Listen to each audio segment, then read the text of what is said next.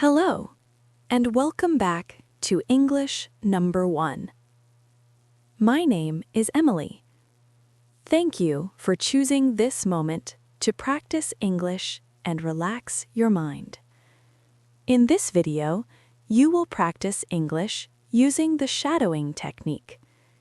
Listen carefully, repeat after me, and try to copy my voice, my rhythm, and my emotion. Now, take a deep breath, and let's begin our story. My name is Lena. I am 24 years old, and I live alone in a small apartment near the city.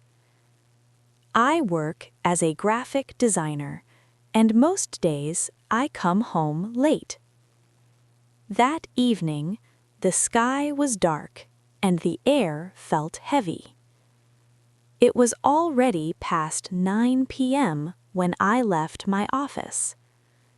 I checked my phone. One new message.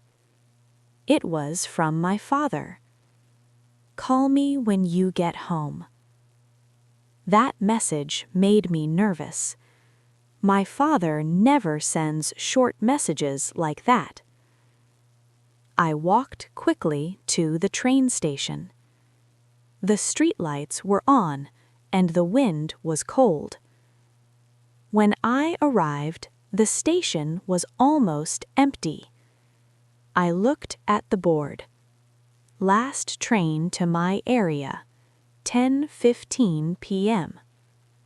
I looked at my watch, 10:07.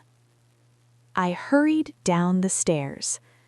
The platform was quiet, too quiet. I sat on a bench and waited. That's when I noticed him, a man standing near the other end of the platform. He was tall, wearing a gray coat and holding a black bag. At first, I didn't think much about it, but then he started looking at me. I looked away.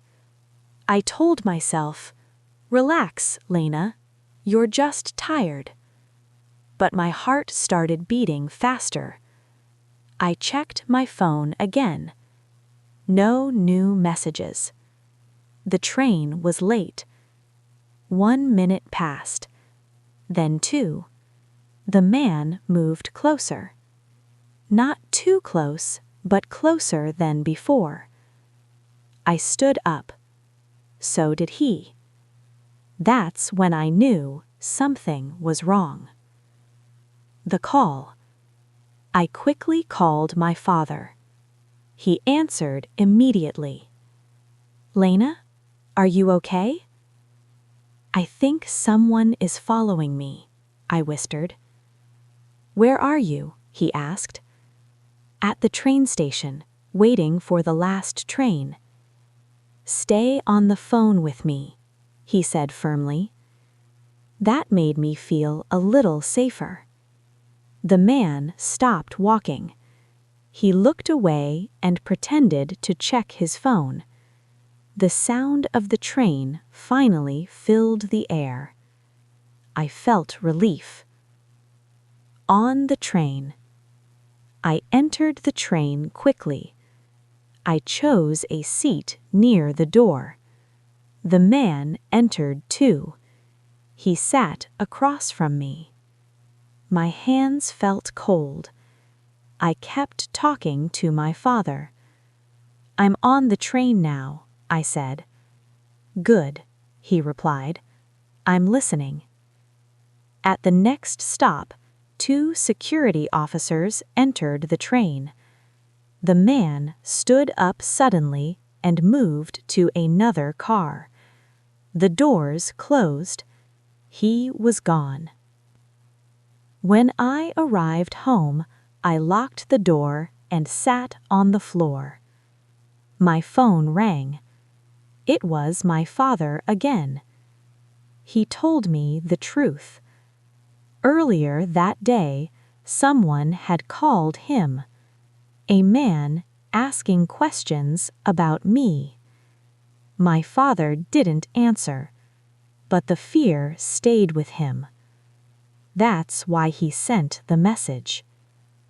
That night, I didn't sleep much, but I learned something important. Fear can appear suddenly, but awareness and calm thinking can protect you.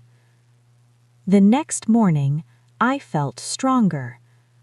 Not because I wasn't scared, but because I stayed present, I asked for help, and I trusted myself. Now, it's your turn. Listen again. Pause after each sentence. Repeat slowly. Feel the emotion. Feel the rhythm. This is how English becomes natural. If you enjoyed this story, subscribe to English #1 for more slow English and shadowing practice.